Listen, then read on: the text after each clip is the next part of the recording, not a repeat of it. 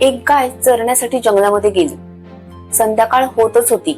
गायीने बघितलं, एक वाघ दबक्या पावलाने तिच्याकडे येत आहे. गाय घाबरली.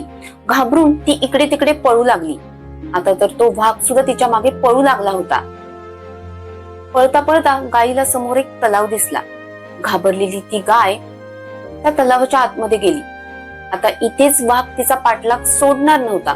तो पण गायीच्या मागे मागे त्या तलावाच्या आतमध्ये गेला. तेव्हा त्या दोघांना समजलं की तो तलाव जास्त खोल नाहीये. त्याच्यामध्ये पाणी कमी होतं आणि तो चिखलाने भरलेला होता. जरी त्या दोघांमधलं अंतर कमी असलं तरी पण ते दोघे पण काहीच करू शकत नव्हते. कारण चिखलामुळे नाही ती गाय हलू शकत होती, नाही तो वाघ हलू शकत होता. दोघेही हळूहळू त्या चिखलाच्या आतमध्ये जात होते. वाघाच्या एवढ्या जवळ ती गाय असून तो तिला पकडू शकत नव्हता. दोघांच्याही गळ्यापर्यंत चिखल आला होता. त्यांचं पूर्ण शरीर चिखलाच्या आतमध्ये गेलं होतं. दोघेही हलू शकत नव्हते. थोड्या वेळाने गायीने वाघाला विचारले, तुझा मालक किंवा गुरु कोण आहे?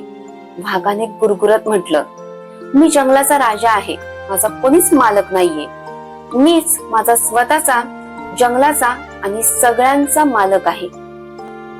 गायीने म्हटलं, पण त्या शक्तीचा इथे काय उपयोग?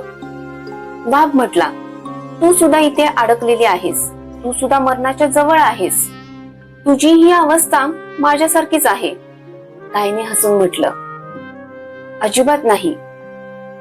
जेव्हा माझा मालक घरी येईल आणि जेव्हा बघेल की मी तिथं नाहीये, तेव्हा तो मला शोधत नक्की इथपर्यंत येईल आणि मला ह्या चिखलातून काढून घेऊन जाईल.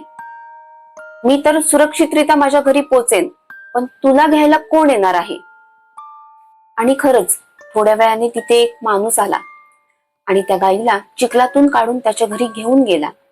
दोघेही जाताना आदरपूर्वक एकमेकांकडे बघत होते. त्यांची इच्छा असून पण ते त्या वाघाला बाहेर काढू शकत नव्हते, कारण त्यांच्या पण जीवाला धोका होता. गाय हे समर्पित हृदयाचे प्रतीक आहे. वाघ अहंकारी मन. मालक हे सद्गुरूचे प्रतीक आहे. आणि चिखल हा संसार आहे. आणि हा संघर्ष जीवनाची लढाई आहे. कोणावर अवलंबून नसणं ही खरंच खूप चांगली गोष्ट आहे, पण त्याचा अतिरेक होता कामा नये. तुम्हाला नेहमीच एका चांगल्या मित्राची, सहकारीची आणि एका चांगल्या जोडीदाराची गरज असते. ही गोष्ट नेहमी लक्षात ठेवा.